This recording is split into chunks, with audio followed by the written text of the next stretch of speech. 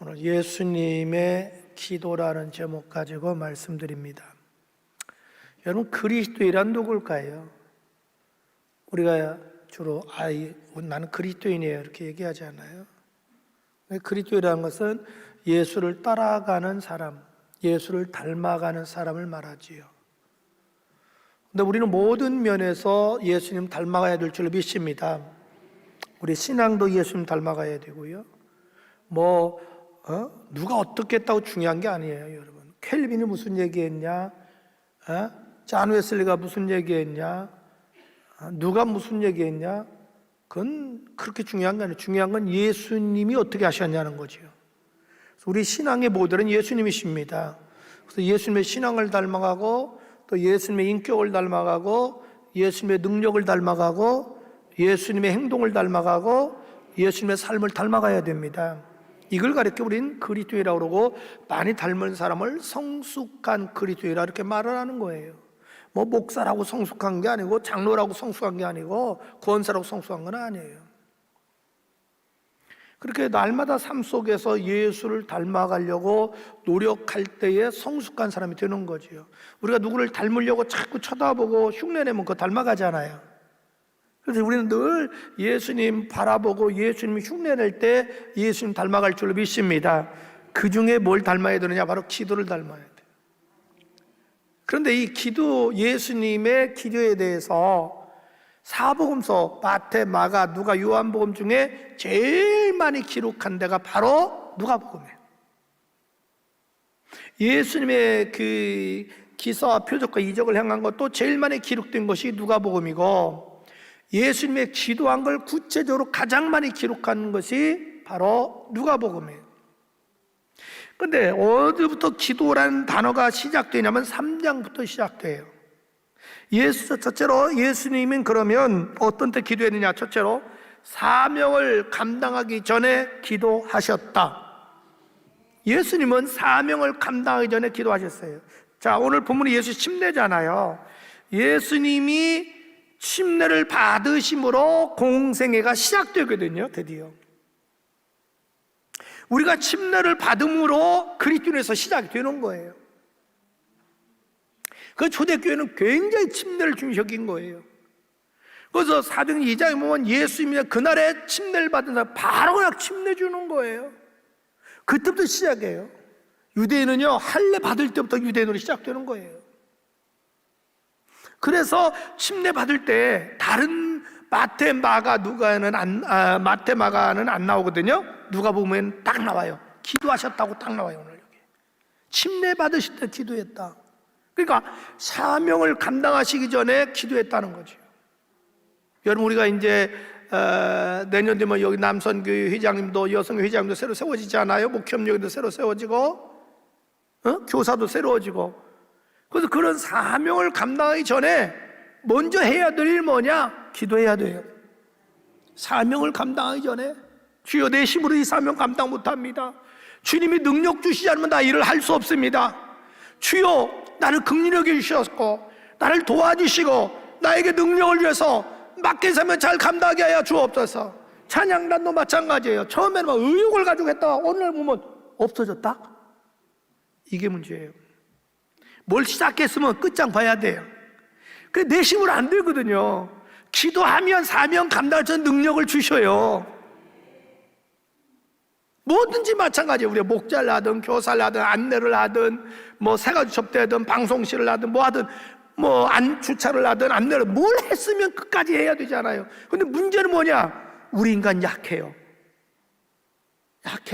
마음도 약하고 정신도 약하고 육체도 약하고 나름대로 자기는 막 충성하려고 하는데 옆에서 자꾸 염장 질러요, 가시 질러요. 그럼 막 실족해요, 실망해요. 가령 내가 차량 운전한다. 얼마나 고마워요. 같은 집사님인데. 그러면 타신 분이 아유 고마워요 집사님, 축복해요. 그리고 이제 주어지잖아요. 따끈한 쌍화탕이라도 하다가 새벽에 하나 탁 주면 땡큐, 얼마나 기분 좋겠어. 그런데 집사님 왜 저 멀리 나오래? 우리 집 앞으로 좀 와. 정말 싸울 수도 없고 집사님 이거 하면 걷다 내려주게 꼭 여기다 내려줘. 있는 정도 떨어져. 하고 싶지 않아. 주차위원이라고 해서 뭐 돈 받는 거 아니야. 같은 집사님 본사하잖아요. 그러면 여기 대주세요. 그러면 가만히야 대지하지. 쭈구리 지금 뭔데 여기다 대라고 그래요? 그리고 일이 돼. 얼마나 무한해요.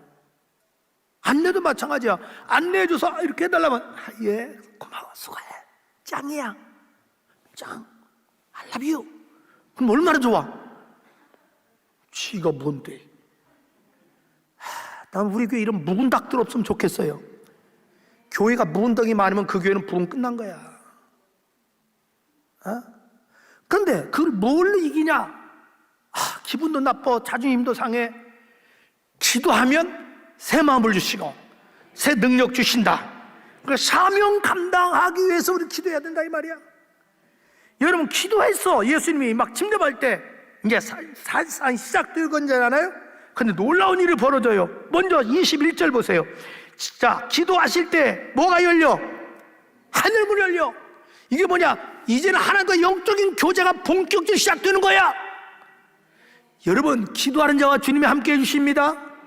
하늘문이 열렸어. 하늘만 열린 게 아니야. 22절 성령이 비둘기같이 맺다. 할렐루야.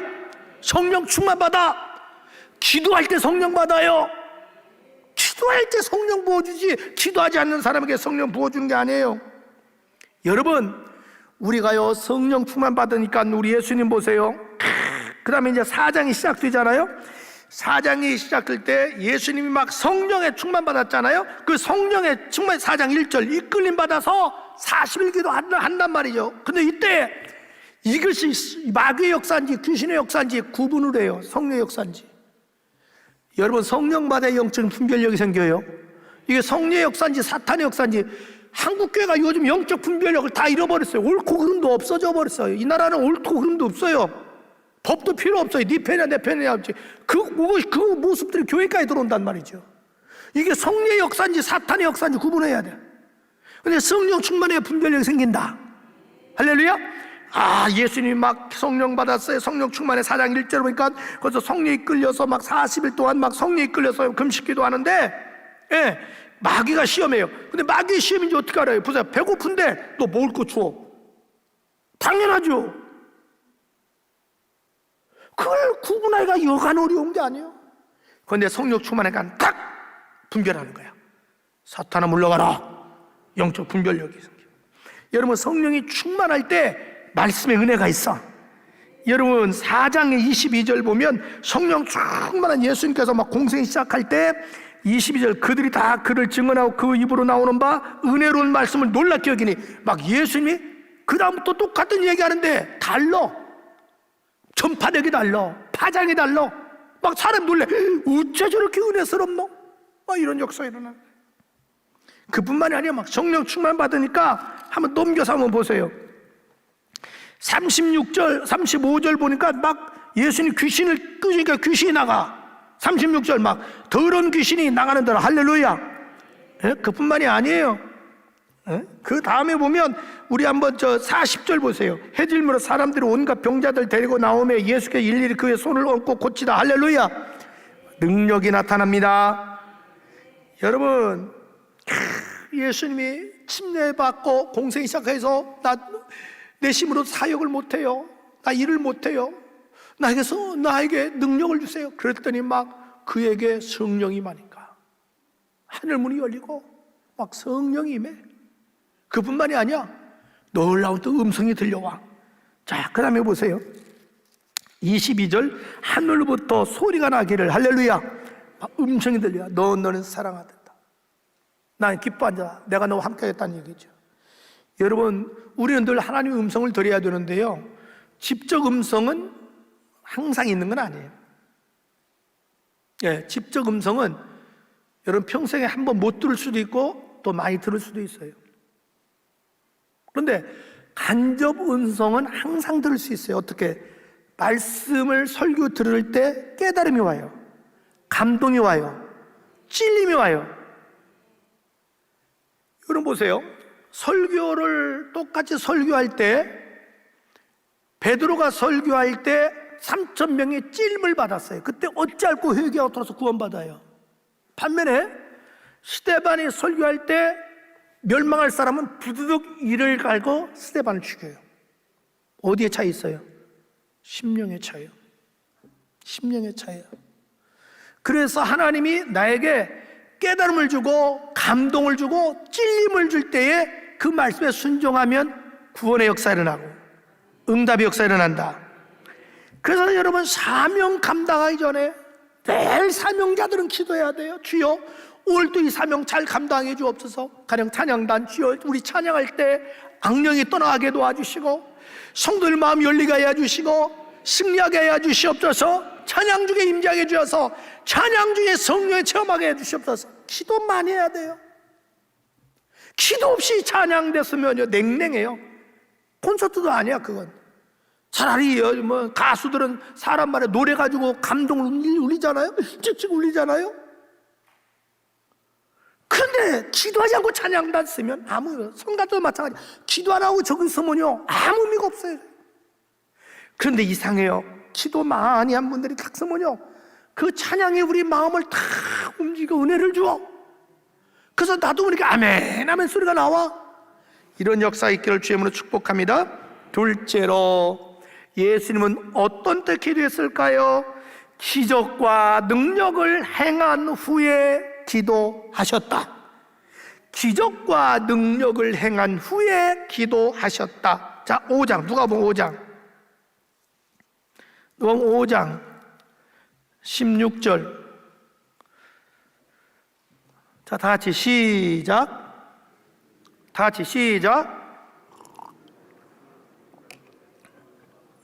여러분 읽을 때 나는 물 마시는 거야. 설교해봐요. 입이 바싹바싹 타지. 저는요 제일 긴장할 때가 설교예요. 수십 년 했는데 안 그럴 것 같다고요? 아니에요. 그건 성격 탓이에요. 어느 분이 그러더라고요. 우리 교회에서 그때 총회를 했잖아요. 진짜 죄송한 표현이지만 뭐 우리 교단에서 다들 막 그래요. 역대 총회장 중에 제일 사회 잘했다고. 대단하다고. 그건 아니에요. 총회 이틀 전에 제 서재실에서 회의 자료 갖다 놓고 다 검토하는 거예요. 이건 어떻게 할 거냐? 이건 어디에 문제 있냐? 이건 어떤 질문이 나올 거냐? 이건 어떻게 처리할 거냐? 리허설하고 그래서 전 하는 사람이지 뭐 다른 재주 없어요. 저는 설교 한 번 할 때도 수없이 해가지고 조전사가 타이핑 해주면 또 교정하고 그러면 또 막 전필로 긋고 생전필로 긋고 그래서 거의 그렇게 해서 나오는 성격이지 대충을 못해요. 어떤 남자는 분명해야지 흐리뭉텅한 걸 제일 싫어하니까.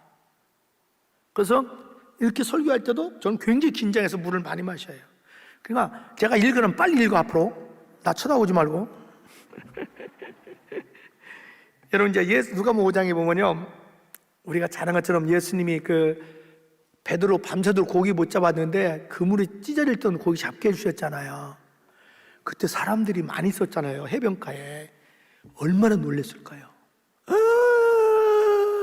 그랬을 거 아니에요? 기절한 사람도 있을 거야. 그 다음에 누가복음 5장 보면 참 재밌어요. 그것만 아니야. 오늘날로 말하면 납병 환자, 문둥병자, 세상에 저주받은 병을 그냥 고쳐주는 거예요. 아무렇지도 않아. 아니, 세상에 태어나서 이런 역사는 처음이잖아요. 아니, 어째 이런 일이 일어나냐는 거죠. 그러니까 막 사람들이 막 올라오니까 예수님이 다 고쳐주는 거예요. 근데 중요한 게 있잖아요. 그러고 나서 예수는 빨리 그 자리를 피해요. 따로. 보세요. 16절. 예수는 물러가사 떠나사 한적한 곳에 조용한 곳에서 기도하시니라. 여러분, 여기서 우리는 깨달을 게 왜 예수님이 이 엄청난 기적을 행한 후에 따로 한적한 곳에서 기도했을까요? 바로 교만을 물리치기 위해서 그렇습니다. 교만을 물리치고 겸손하기 위해서 그랬습니다. 여러분, 사람이 언제 제일 위험한 줄 아세요? 성공했을 때입니다. 잘 나갈 때입니다. 사람이 고난을 당하고 시련을 당하고 역경을 당하면 교만해지지 않습니다. 그런데 이상하게 어떤 일이 잘 풀려요. 막 잘 돼요. 순풍에 돛단 듯이 잘 돼요. 자기도 모르는 사이에 교만해집니다. 교만은 마귀가 주는 거잖아요. 마귀가 사람들에게 심어주는 것 중에 하나가 교만이잖아요. 성경은 누누이 얘기합니다. 야고보서 4장 6절, 베드로서 5장 5절, 하나님이 교만한 자를 물리치시고 겸손한 자에게 은혜를 주신다. 그래서 예수님은 교만을 물리치고 겸손하기 위해서 기도하셨습니다. 여러분 고린도서 10장 12절에 그렇게 얘기합니다. 선줄로 생각하는 자야 넘어질까 조심해라. 그래서 여러분 이상하게 여러분 집안이 잘 돼요? 잘 풀려요? 내가 생각해도 너무 잘 되는 것 같아. 잘 풀린 것 같아 자기가. 근데 그때 조심해야 됩니다. 그때 예수님처럼 조용히 주님 앞에 나와 기도하세요. 주님 나 교만하지 않게 도와주시고 겸손하게 하여 주옵소서. 여러분 물이 빈 항아리는 물을 채울 수 있지만 가득 찬 항아리는 물이 들어가지 않아 흘러넘쳐. 겸손하면 끊임없이 하나님의 은혜와 능력이 임하지만 그러면서 그릇을 점점 크게 만들어줘요. 처음부터 그릇이 큰 사람이 없어요. 겸손하면 하나님이 그릇을 마음을 넓혀줘요. 생각을 넓혀주면서 또 채워주고 넓혀주면서 채워주고 넓혀주면서 채워줘요. 근데 교만하면요 좁아져요. 아무리 항아리가 밑에는 이렇게 둥글어도 위 들어가는 입구가 요만하면 물이 안 들어가요. 그 다음부터는 막혀요. 사람이 기도가 막히면 아무리 장이 튼튼해도 다 죽어요. 교만이게 딱 오면 좁아져요 사람이. 그 순간에 그건 끝납니다. 제일 경계해야 될 게 뭐냐? 바로 교만이에요. 여러분 사울 왕이 처음에 얼마나 겸손했습니까? 점점 교만해지잖아요. 그러니까 나중에는 뭐 주의종도 필요 없어. 하나님의 말씀도 필요 없어요. 지 멋대로 해요. 교만한 사람 특징이 있죠. 지 멋대로 해요. 벌써 여러분이 지 멋대로 하기 시작할 때부터는 이건 문제 온 거예요. 특별히 공동체에서 지 멋대로 한다? 그건 이미 위험 신호가 온 거예요. 여러분 히스기야 왕이 얼마나 겸손합니까? 하나님이 히스기야 왕을 읽어보세요. 역대 열왕기 하나 역대 읽어보세요.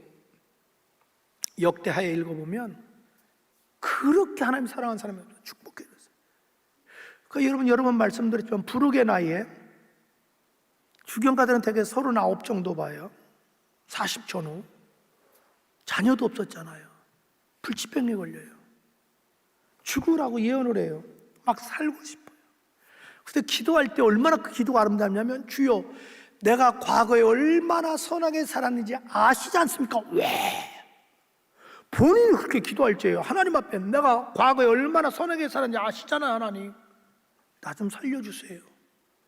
그러니까 이사야가 집에 갔을 때 하나님 응답이 오는 거예요. 너 다시 돌아가라. 왜요?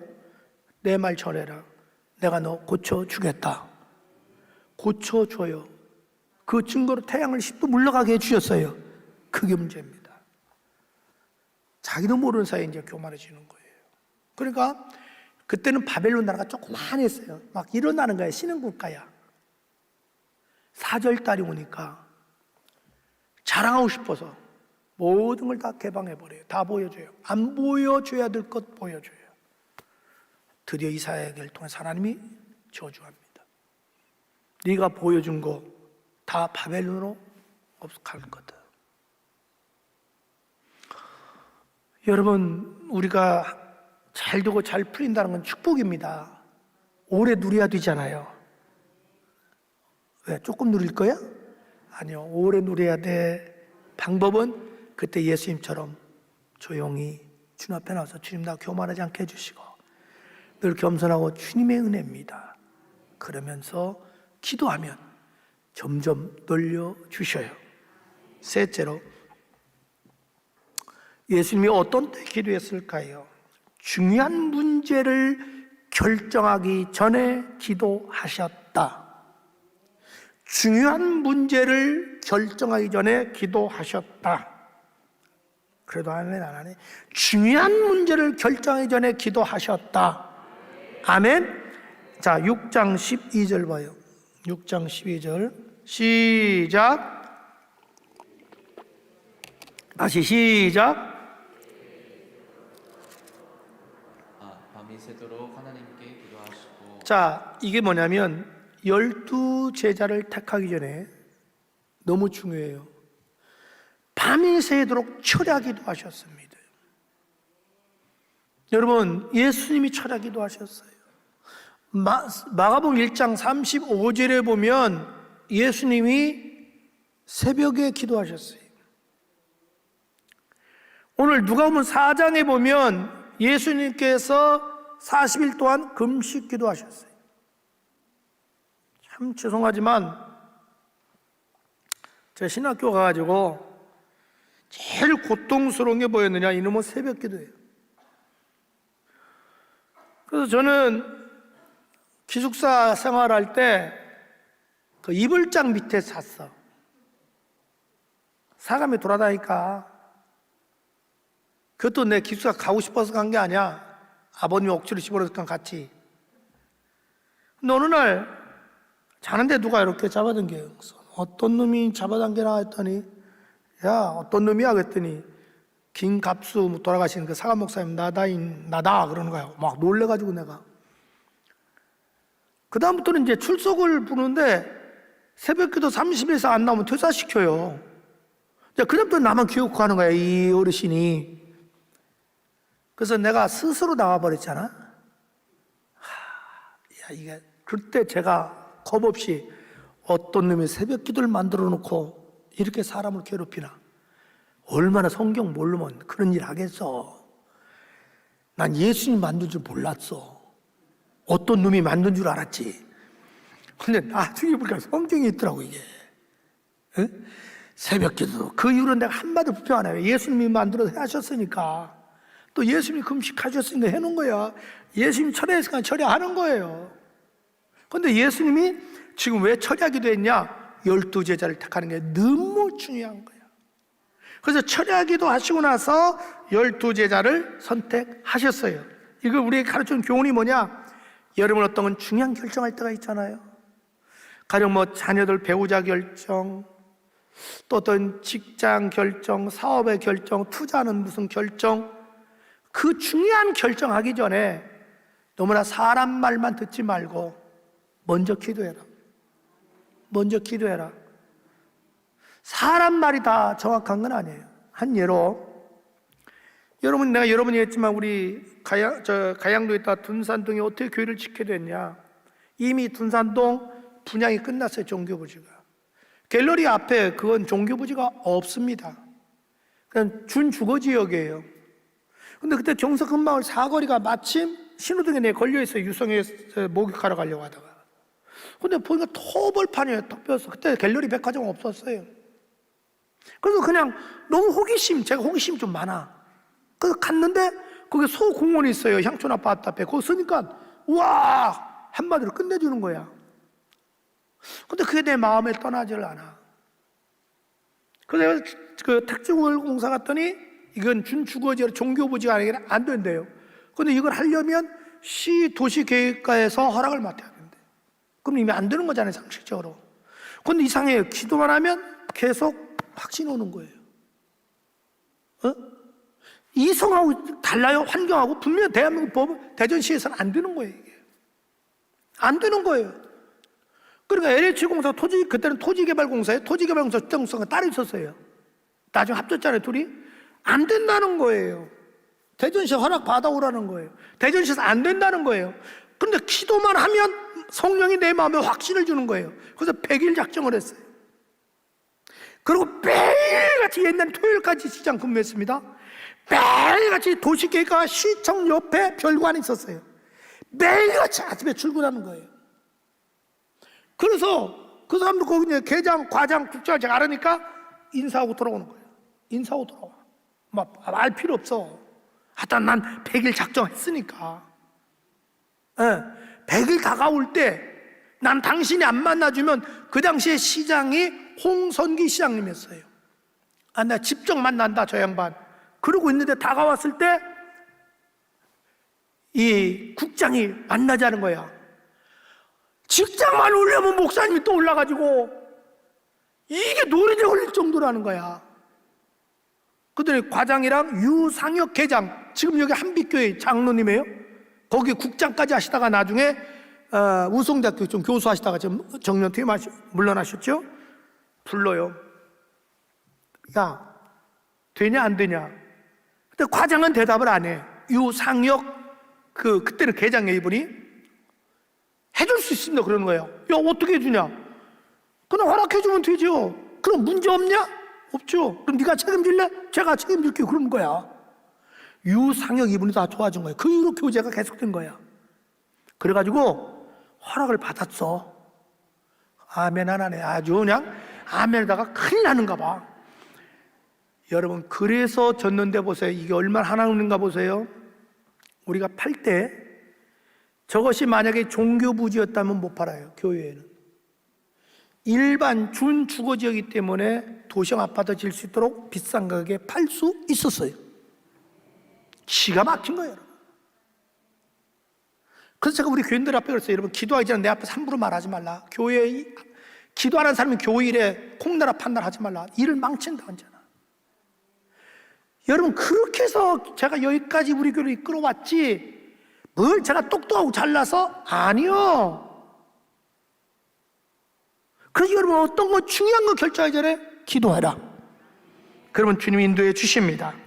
오늘 하나만 더 하고 다 내일 하겠습니다. 넷째로, 예수님이 어떤 때 기도했느냐? 개인의 영적 성숙을 위하여 기도하셨다. 개인의 영적 성숙을 위해서 기도하셨다. 자, 누가복음 9장 보셔요. 누가복음 9장. 자, 누가복음 9장 18절 다 같이 시작. 예수께서 따로 기도하실 때에 제자들이 주와 함께 있더니 물어 이르시되 우리가 나를 누구라고 하느냐. 예, 예수님께서 누가복음 9장은 중요한 게 나와요. 오병이의 기적, 우리가 잘 아는 것처럼 오병이의 기적을 행했어요. 그러니까 요한복음 보면요, 예수님을 왕으로 세우려고 그래요. 임금으로. 쿠데타 일으키려고 그래요. 혁명 일으키려고. 이 정도 사건이에요, 이게. 그런데 예수님은 이때 따로 그랬어요. 따로 기도하실 때 따로 떨어져 가서. 그래서 누가복음 9장 전체 문맥으로 보면은 예수님은 언제든지 교만하지 않기 위해서 기도했지만 개인의 영적 재충전을 위해서 늘 기도하셨습니다. 여러분, 요즘 우리나라도 이제 앞으로 10년 후면 내연 자동차는 아마 단종이 될 겁니다. 대부분 전기차는 수소차라죠. 환경 때문에 그렇습니다. 그런데 여러분, 전기차가 됐든 내연차가 됐든 휘발유를 재충전하지 않으면 가지 못해요. 전기차도 전기를 충전하지 않으면 가지를 못해요. 우리도 마찬가지예요. 여러분, 우리가 죄악된 세상에 살다 보면 자꾸 방전돼요. 삶에서. 그런데 기도해서 충전시키지 않으면 방전된 자동차, 벤츠라도 쓸모없어요. 방전된 어떤 자동차도 쓸 수 없고 어떤 면도기 좋은 것도 쓸 수 없어요. 늘 그래서 충전시켜야 되듯이 우리 믿는 사람도 늘 충전해야 돼요. 늘 재충전해야 돼. 기도는 뭐냐? 재충전하는 것이다. 늘 그래서 영적으로 성숙해져야 돼요. 언제까지 여러분 어린아이 신앙으로 있을 겁니까? 여러분, 기도하지 않으면 신앙이 성장하지 않아요. 기도할 때 재충전하면서 계속 성장해요. 여러분, 대나무 보세요. 여러분, 잡초 난다 못 오세요? 비 한 번 오고 나면 모든 것이 다 성장해요. 기도할 때 재충전되고 기도할 때 성장한다. 그래서 여러분, 기도만큼은 예수님이 쉬지 말라고 그랬어요. 저는 여러분 그렇게 되기를 주님으로 축복합니다.